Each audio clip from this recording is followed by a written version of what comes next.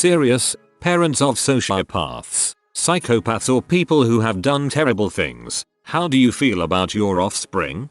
Not a parent, but I'll tell you about my sister. It all started when she turned 13. My mother decided that was old enough to watch me without her being there. I am about 2 years younger than her, and have always been underweight small. She took full advantage of this as she commanded me around like a slave and beat me mercilessly every day until I turned 15. There were days where she would be nice, but most I will never forget. She'd unhook the phone from the wall so I couldn't call my mom for help. She'd lock me in my room and then remove the doorknob so I couldn't leave. She tossed the only toy I had left from when my mom and dad were married to the dogs and let them chew on it just to get to me, to watch me cry. I remember at one point I had had enough. Told her I'd rather die than stay with her. She decided to hold a knife to my back. Told me to say the word and she'd do it. Once I had turned 15, I became her alibi instead. Just another tool to her. When she'd sneak out, I'd feign ignorance when my parents asked about her whereabouts.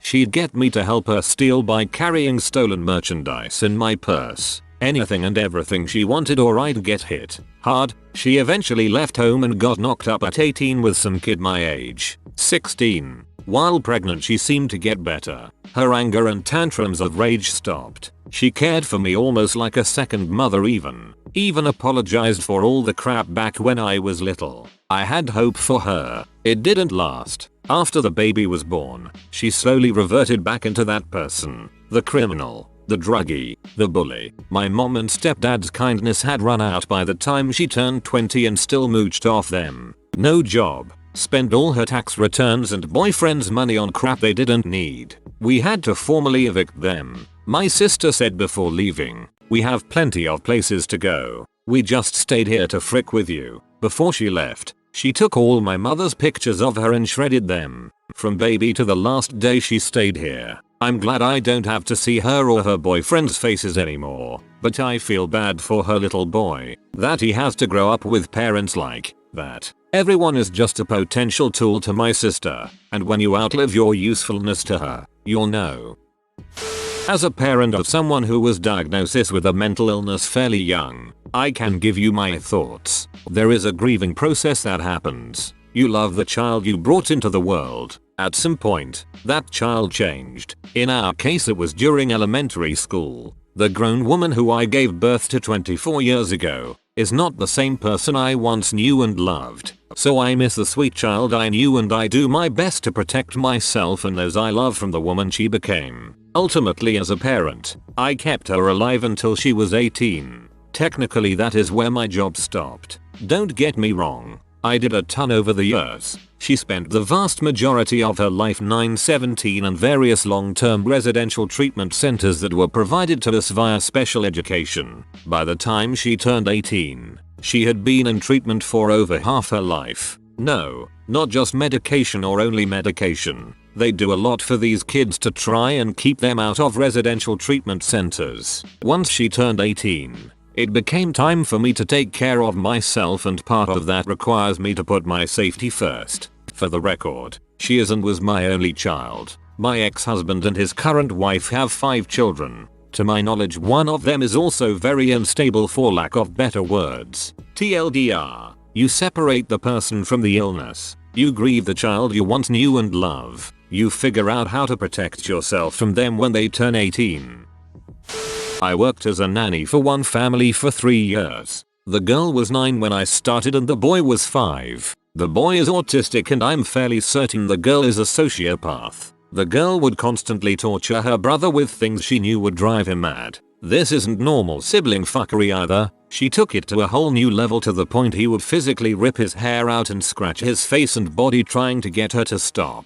But to make things worse, she can switch in a second to being all sweet and loving. So her brother still adores her. She treated everyone around her as objects, and if they didn't do what she wanted, she would either completely disengage or hurt them. The first time she told a complete lie about to her parents because I didn't do what she wanted. They let me know that the first time she threw someone under the bus was when she was 4. No amount of lessons about treating others kindly get through to her and the look she gets on her face when hurting others is terrifying. She got so bad by the time she turned 12 that I had to quit. Puberty just magnified everything. Her parents are pushovers and let her get away with anything. She doesn't want to go to therapy so she doesn't have to. I'm afraid of what she'll become when she gets older.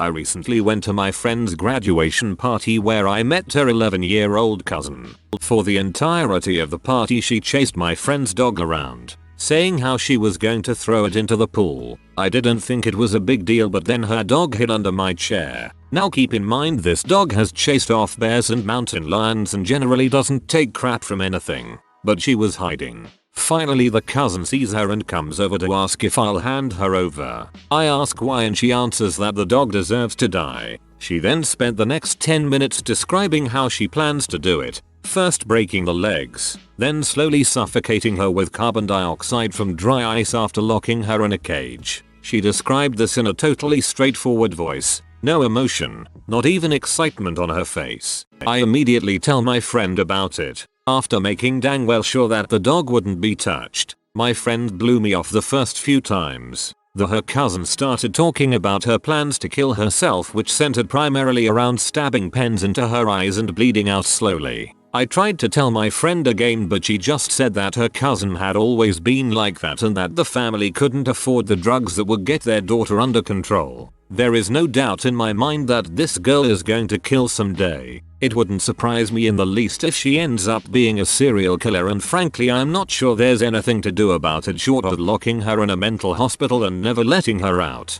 Let's hope her first victim kill her first. I keep seeing a lot of people cite bipolar disorder as a reason for psychopathic or sociopathic behavior. Please keep in mind that bipolar disorder may be a comorbidity, but it is not a sole reason for these disorders. Bipolar is apparently very much misunderstood by the general population. My current roommate is a complete sociopath. I hope people don't think I'm using that term lightly. I've never seen someone use and discard people so flippantly. I truly hurt for some of the people that he ensnares because I am one of them. He's very charming at first. However, once you see through his games and he knows it, he becomes a vindictive and spiteful person. Luckily he is moving out on the 1st. I have a friend whose son is definitely a sociopath. From a very young age he gave signs of it. His father, who left them soon after he was born, was a criminal who slapped and choked my friend. So I think there is something to the nature side of things being as important as the nurture part. Anyway, when he was very little he would lie all the time about anything and everything. He started hurting animals when he was probably about 8. He developed serious drug problems in his early teens. I convinced his mother to put him into rehab to help with his addiction. While in there, the psychiatrist diagnosed him with borderline personality disorder. He blamed me for putting him there and told me in the most blood-curdling way that he hated me and would get back at me. I moved away from them several years ago. His mother told me the latest news was that he was convicted of physically, not physical shaming, abusing his girlfriend's little kids. He is in the state pen now. I believe some people are born no good. I was friends with a girl named Betty when I was a kid. Her parents owned a weekend home next door to my dad's house, and we would hang out together on occasion whenever our visits coincided. She was adopted, a little socially awkward and immature for her age, but otherwise seemed normal enough. When we were both around 16 she just stopped showing up. No one mentioned why. Whenever I asked about Betty, her parents would get a grave look on their faces and just say she can't come this weekend. Well, after I had asked a few times and unwittingly made everyone uncomfortable, my dad pulled me aside and told me to stop asking about Betty. Apparently at 16, she decided she wanted to find her birth mother, and her parents helped her to do so. Her birth mother was an alcoholic who had a 17-year-old son living with her, Betty's half-brother. Betty befriended the 17-year-old son and they started an odd, semi-romantic relationship. The son convinced her that they needed to be together, and that her adoptive parents were standing in the way. They were rich, and if Betty killed them, she could inherit everything and provide for him and her real mother, and they could all be together. Betty agreed to do this. Together they began crafting a shoddy murder plot. They were going to wait until the parents were sleeping, stage a break-in, and stab them to death in their beds. Some of the planning was done by Betty while at school, and was overheard and reported to the proper people. Betty was confronted with the plot, got upset, and ran away, and since she had been planning on killing her parents, the parents decided not to try real hard to find her and to change the locks. I think as time has passed she has made some efforts to get back in contact with them, but I don't know how successful she was. I really kind of got the sense they had washed their hands of her. My son is locked up in another state because he ran away and got in trouble before he had to face trial in our home state for stealing cars. It is killing me. He is actually a very sweet kid who just can't stay out of trouble. He has a drug and alcohol problem, but it is even more than that. He has uncontrollable impulsivity. If he wants something he has to have it even if he has to steal to get it. I am sad about things he has done, but I still love him and there is a big hole in my heart from missing him. I believe my step cousin is a sociopath. He lived by my grandparents because they are old and thought it would be nice to have younger family around. After he graduated high school he began stealing from them. It started off small, guns, jewelry, the likes, and eventually turned into more expensive things and money. Grandpa wanted to throw him out. Grandpa knew he wasn't going to change. Grandma wouldn't have it though. She loved him. I should preface this by saying both of my grandparents are Baptists. She firmly believed Jesus would help him. Grandpa knew otherwise. The stealing continued. He started taking her neck pills. He started doing hardcore drugs. Grandpa threatened to kick him out again. My cousin begged and promised he'd stop doing drugs. He'd get clean. He'd get a job and sober up. Grandpa didn't believe it, but because he loved Grandma and she believed him, he allowed it. Grandpa passed away last year with pancreas cancer. My cousin stayed with my grandmother to help her through her depression. At this point we all believed he was actually clean because he had a job, just bought himself a new motorcycle, was actually on track to having a new life. We were all completely wrong. Not even a month after Grandpa passed, my cousin began using drugs again. Come to think of it, he probably never even stopped. He stole money from her. I'm not talking petty money either. He stole $13,000 from my grandmother's bank account because he knew her debit card info and managed to get it from her purse. Grandma found out. She breaks down. Other family calls the cops. She gets a restraining order. He takes off. No one knows where he is. I hope one day justice is served. For my grandmother's sake. I'm not sure if this is what you're looking for or if you're going to get a chance to read this, but I'm a psychopath. As a kid I used to joke that I was a robot because I didn't seem to feel the way other people felt. My parents had been concerned from a young age about the vacancy of my feelings, but I guess they had just hoped it would get better as I had more life experience. It did not. I learned to imitate emotions and as I grew older developed some very shallow understanding of empathy that I used to blend in. However, there is a switch where I just power down in a sense and completely detach. I didn't go off the rails. I did well in school, got a good job, live well. I don't have any real relationships. I've been told I'm charming, which is how I pull people in. I like to study them, learn about them, and I keep note if it's of use to me. I create dependence and cut them off to see how long they'll survive and if there is anything worth going back for. I go through people like they are playthings, or am falsely nice to them until I get whatever it is I wanted from them. The people that I keep in my life are there for use or amusement. I have always had impulse control issues and have a lack of risk aversion that had resulted in a gambling problem. I have lied and manipulated family and friends into give me money to when I've needed to pay off debts. They all know they should give up on me but they don't. But I'll look at them and I feel nothing where there should be something. I used to babysit, grew up and killed 3 people, one of whom was pregnant. There wasn't really an explanation other than the fact that he was into a variety of drugs and had a short temper. Those people were his friends. The pregnant woman's little girl was there when it all went down, but fortunately was asleep and didn't actually witness anything. She was in another part of the house. After it happened, he took the little girl to the police station to turn himself in. So underneath it all he still had a conscience. I know he was raised by good parents. He just lost control for a split second and will now spend the rest of his life in prison. Frick, holy frick. I was best friends with someone for years who behaved like a psychopath. This was in high school. I'm now in college. He was clearly in pain but would hurt those who tried to help him. Everyone who put up with his cruelty to try to benefit him only ended up so frustrated and devastated that they had to give in and cut him off. I had to cut him off when he told me over the phone that he was about to kill himself and hung up. I called back, and when he finally picked up he was laughing. I won't pretend to understand how he was feeling, but he behaved as if all he wanted was to harm the people around him, especially his family, and destroy relationships. He manipulated, stole, and caused so much chaos and stress for so many people. He went into treatment for several years since I've really last talked to him. For all I know he's totally cured, but this isn't someone I can let back into my life.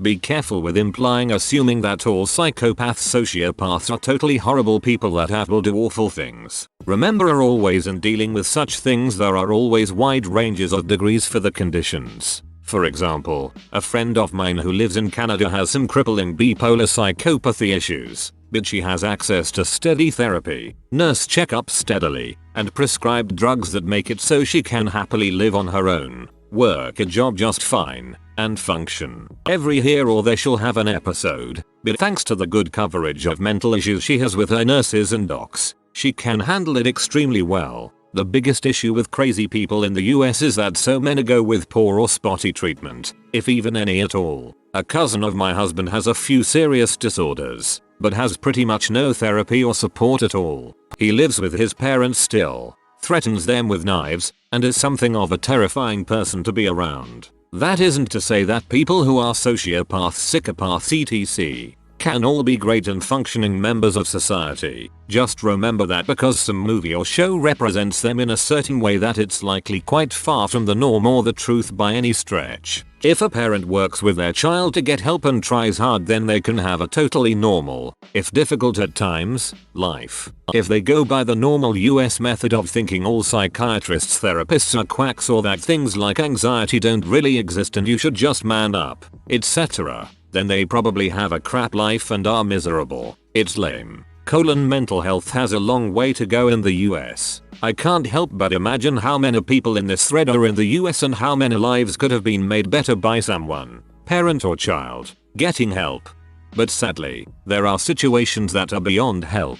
Some families cling to helpless situations to their own detriment. I do not believe that help should not be sought, but the spectrum has two sides, and one of those sides is terrifying and cannot be changed. A psychiatrist is needed to determine if the patient is beyond help. Also, this kid beats up the biological sibling that is a toddler. I know what you're going to say, but it's still not right. I also stopped her from trying to throw the toddler in the pool. I tried, but I just cannot endure this thread. Excellent question. Very thoughtful discussion. But it's too dark, too real, too hopeless and grim. There is no redemption here. No salvation. No way home. I will walk away from this without understanding. I will hug my 5-year-old boy and think of all the good in the world. I don't know if my mother is a sociopath or a narcissist. These are things that were done to me as a child. I was called you little bee more than I was called by my own name. She would mock me and make fun of me. She would get my brothers to join in on mocking me until I cried. She pulled my hair all the time. She made my dad hold me down while she slapped me repeatedly in the face. She told me I was filled with Satan. She constantly told me that her boys were good and she loved them. I was physically shamed by a pediatrician while she was in the room. I was violated when I was 16. She called me a W. A few years later I admitted what had happened and I was crying. I laid my head in her lap for comfort and she jerked her knee and said, "Stop crying, you're getting makeup on my nightgown." Now that I am a grown woman, she has told me that the reason things go badly for me is that I am not right with God. She has told me that God told her not to give me money or help me in any way. I am a single mom and had 3 major surgeries in 2010 and she didn't call or make me a meal.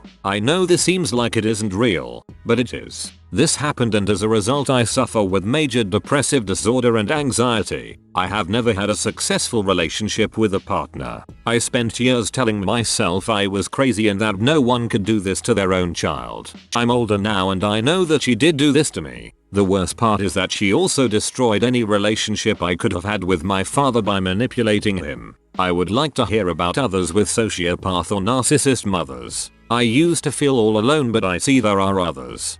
Thank you so much for sharing. I am so sorry for the things this supposed human being put you through. You deserve so much better and I truly hope you are healing and have had good things in your life. Please PM me if you ever need to talk. There are thousands of people right here on Reddit who are appalled at the way you were treated and who care about you. All the best for the future. Well, my parents are still 100% immersed in denial, and I think you'll find that most parents would be the same way. Nobody wants to accept that something is legitimately wrong with their child, whether or not it results in them doing bad things. Emotional intelligence can always waver in the face of adversity when it comes to your own flesh and blood, hence the excuses people so often make for their family.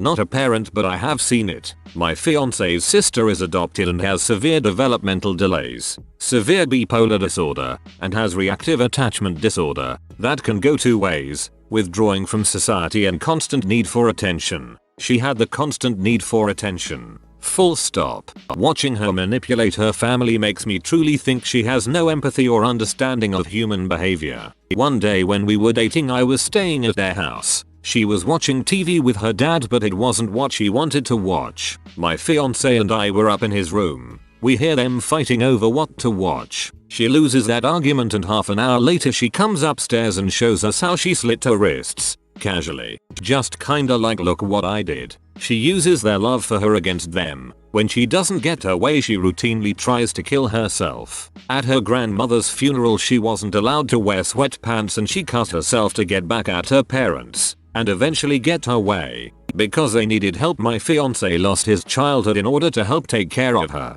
He essentially became a third parent. I feel terrible for them and personally worry about our future. I constantly worry about our wedding and what will happen when she isn't the center of attention. I worry about what will happen when we have children. I worry about when it is our turn to take care of her when her parents pass and we become her caregivers. She is incapable of taking care of herself. The whole family loves her more than anything and don't see how she manipulates them. It breaks my heart and makes me worry constantly. What I feel is that he's in butthole, but I tell him it's a condition because I don't want to hurt his feelings. Guys, I was being sarcastic. Most parents that say their son/daughter is a sociopath actually just have butthole pampered children. My son robbed a convenience store when he was 20 years old. I love him, but he has made many ill decisions in his life. We do not talk much at all. I've been diagnosed by multiple counselors as severely sociopathic. I don't have the time to type anything out, but feel free to message me or just reply to this and I'll answer anything you ask. Sociopath stepping in to say hello. I despise psychopaths and would be extremely disappointed if my child was one. Psychopaths just lack so much common sense. I will likely never end up in jail because I have enough sense to know that stabbing somebody in the face is going to get me arrested, even if I could theoretically do it. Jail ain't a place I want to go, and I'll do just about anything to avoid going. If you are new to the channel, you can subscribe. I publish new videos every day. Until then, check another video.